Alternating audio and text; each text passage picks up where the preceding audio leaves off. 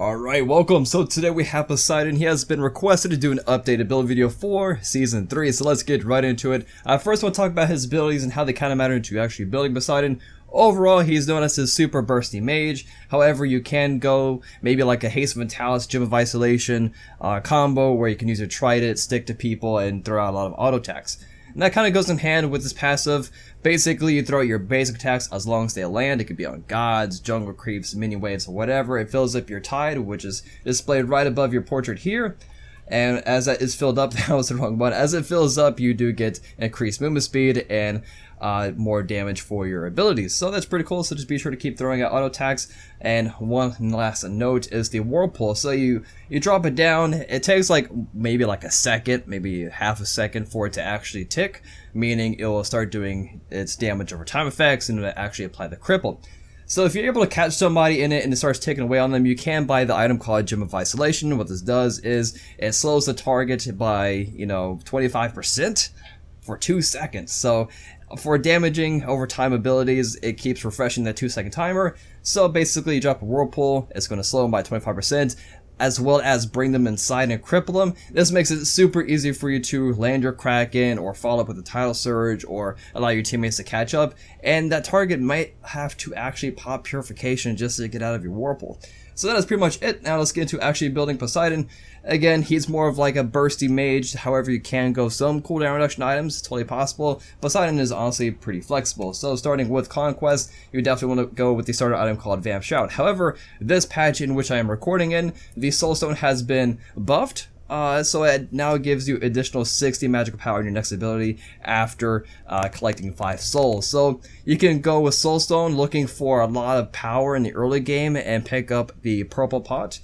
So you go to Consumable and it's the Potion of Magical Might. You pair these two up and you have a lot of magical power early on. You're looking to just burst your target's brains out just right away. But if you don't want to spend the 450, because if you do die with the pot before 5 minutes, it's a loss of gold, and if you don't get first blood or get some kills, it's kind of a loss of gold. So the safe route would be going with the Vamp Shroud. This just allows you to have that plus 100 health, as the Soulstone only has mana. So the health is super good early on, and the passive just allows you to replenish your health and mana. So for other game modes, you probably wouldn't get Vamp Shroud. Maybe Siege, you could probably pick it up, but that's about it. Mostly Conquest, so just kind of disregard this item slot for now. Continuing the build, actually let's just kind of cover Conquest first. So after you pick up your Vamp Shroud, you definitely want to go into, you have a few different routes. As you see on the recommended, and you go to the starter, it has the Lost Artifact. Now, if you buy this Lost Artifact, allows you to have, it's kind of almost like a secondary starter item. Get some MP5, which is mana per 5 seconds, magical power, and then you can build this up into any of these 3 items, which are really good for Poseidon. So basically, you can go into your Lost Artifact, and then you'll typically go right into your boots. You probably want to go to Shoes of Magi. The high power in the 10-5 pin is really strong early on, and then you normally sell your pin boots for the cooldown boots once you're full build, because cooldown reduction is more important in the later stages of the game, rather the 10-flat pin does nothing. So let's go into the Shoes of Magi. If you want to go to the cooldown boots first, you can. So after you pick your boots, then you'll typically see just go back into your Lost Artifact and finish it up. So you can go to the Doom Orb. If you're going to the Doom Orb, you probably don't want to die. So you probably want to play a little bit more safer, or if you're really good or you have good teammates to back you up and you're not looking to die. So Doom Orb is really strong for that. So when I'm talking about if you do die with Doom Orb, you do lose half your stacks. So it's a high risk, high reward. If you do get this roll and you get all 50 stacks, it's 140 magical power and you're doing an incredible amount of damage. But if you want to go the safer route, then you just build this Lost Artifact into the Chronos Pendant, and this allows you to have damage and cooldown reduction at the same time and have your pin boots. However, if you don't want to go in that, and let's say you're laning against a physical god for whatever reason, then you'll typically see this. You can go to the physical tab here, and you'll see people pick up the tier 1 item. So it only costs 600, so it's the same as Lost Artifact, and you just treat it the same way. So you can go to Period Helmet, you can go to your boots first, and then go back and finish this up into the Dynasty Plate Helmet, or you can build this right away, right at the gate. And as you see, it's super cheap, and it offers a lot of good stats for early on. Now, this does not translate too well in the late game, so you probably want to sell this later on for a pin item. But this allows you to have the physical protection, magical power, and the pin.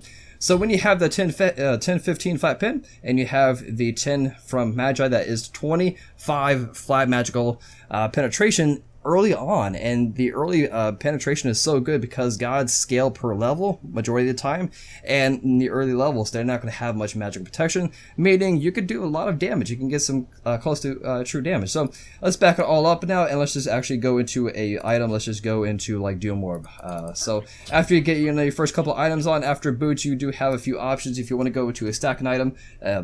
Besides the Doom Orb, you can go into the Book of Thoth, looking for a lot of magical power, a lot of mana to just kind of sustain yourself in lane. If you don't want to go into that, you can go to the Warlock Sash.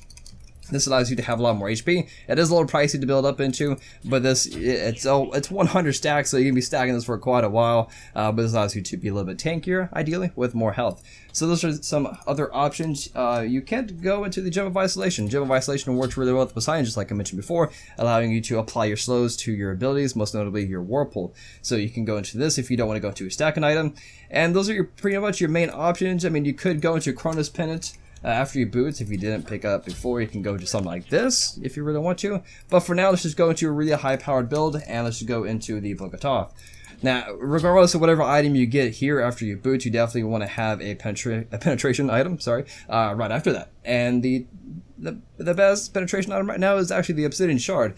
You could go into the Spirit Magus looking to do more like flat magical penetration and reducing their magical protections by a flat rate. This item particularly, it's pretty good for Poseidon because it requires 3 stacks and you can easily apply those 3 stacks with your Whirlpool. However, it's not that great against targets that are actually building magical protection. So any Bork of Hopes or any Hide of the Urchins, things like that, is not that great against it. It's only great against targets, again, that are not tanky at all. But for the most part, there's a lot of people building tanky items, even the junglers, so you probably just want to go with the Obsidian Shard. Obsidian Shard also allows you to do a lot more damage against objectives because it is percentage based. And it does apply to hitting objectives like towers, phoenixes, fire giants, things like that. So you can go into your pin item, and then you can end it with the Rod of Tahuti, looking to just cap off your magic power. As you can see, I have 316 magic power at the ending here, and then you can just pick this bad boy up, and then you have a lot more magical power, and then you can sell your starter item regardless of what it is, mid to late game, whenever you feel like you don't need it, and you can buy whatever item that you wanted to pick up earlier, like let's say the Gem of Isolation, or if you want a lot of burst, you can go to the Soul Reaver. And the Soul Reaver works really well with the Book of Thoth because Book of Thoth builds off mana, and what does Soul Reaver have? It has 300 mana, so if you go to something like this, you can switch up some of the items around, and you have tons of magical powers, ensuring you can do a lot of damage. Now, those are pretty much the conquest ways. Now let's go into like something pretty simple like Arena or any other casual game mode. You can go to your Shoes of Magic Boots. For the Arena's sake, you could go into a stack an item. Depends on how many lane clearing guides you have on your team and how good are they at that. So you can make that decision yourself, but don't feel bad if you can't get too many stacks. The Book of Thoth, it's not 2 stack reliant. It's all based in mana. So as you level up, you get more mana. So it still works for you even with low stacks. So you can go to your stacking item. If you are going in one for Arena, I'll recommend it getting in the first 3 slots. Let's just go into let's actually just go into no stacking items. A really simplistic build would be going to Cross Pennant after that.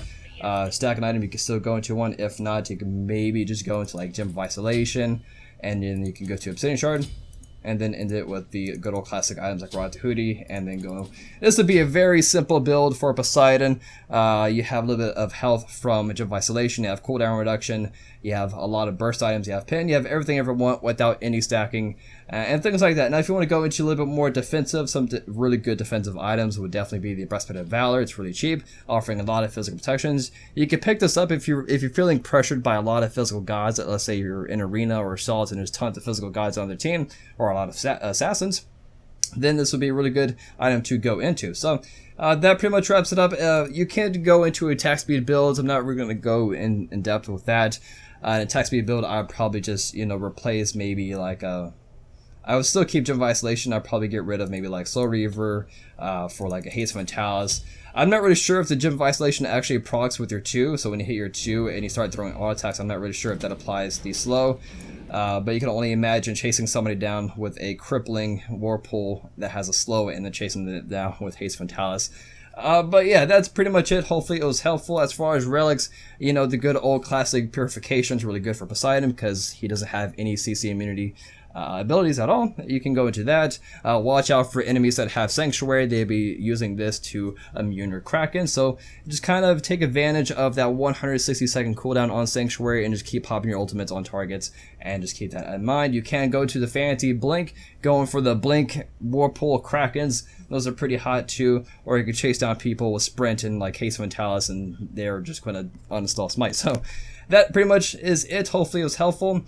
Again, with Poseidon, he is super flexible. You can go into a lot of different builds for different reasons. And again, I just wanted to provide some helpful information on some good items for Poseidon, and when should you get certain items. So that's pretty much it, and I'll see you guys next time. Peace.